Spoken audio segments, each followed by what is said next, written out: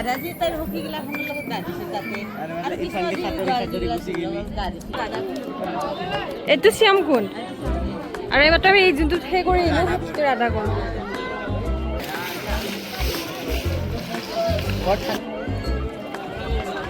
পেহী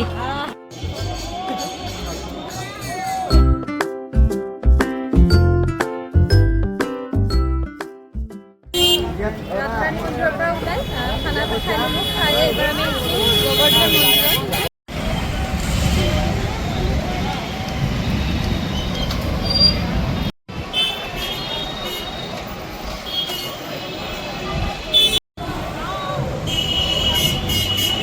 হৈছে গোবৰ্ধন মন্দিৰৰ ভিতৰৰ ভাগ আৰু একদম ভিতৰৰ ফালে ভিডিঅ' বা ফটো তোলাটো মানা আছিলে আৰু সেইটো কাৰণে আমি তাত ভিডিঅ' ফটো একো কৰা নাই আৰু এতিয়া আমি আহিছোঁ এতিয়া আছোঁ আমি ৰাধাকুণ্ডত গতিকে মানে কিমানটা মন্দিৰ এতিয়ালৈকে আমি কেইটা মন্দিৰত গ'লোঁ বাবু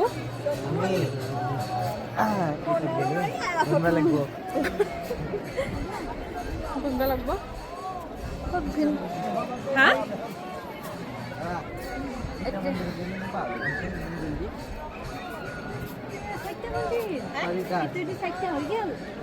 চাৰিটা মন্দিৰ দিল না যাবি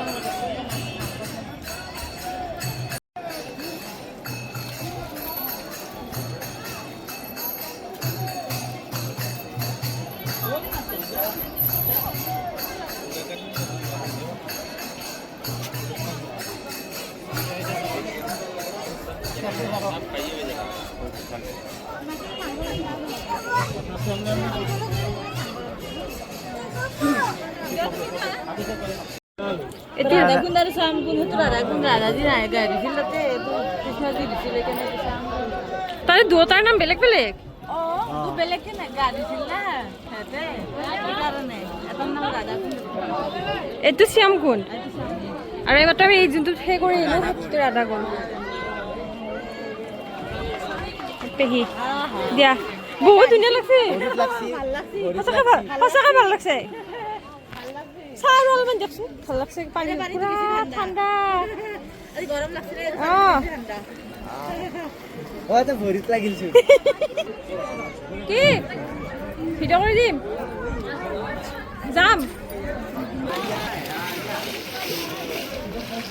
বৰ ঠাণ্ডা পানীৰে যাব পাৰিম না ইয়াতে শুকান আছে কিবা কৰি নামি আহিলোঁ আমি হা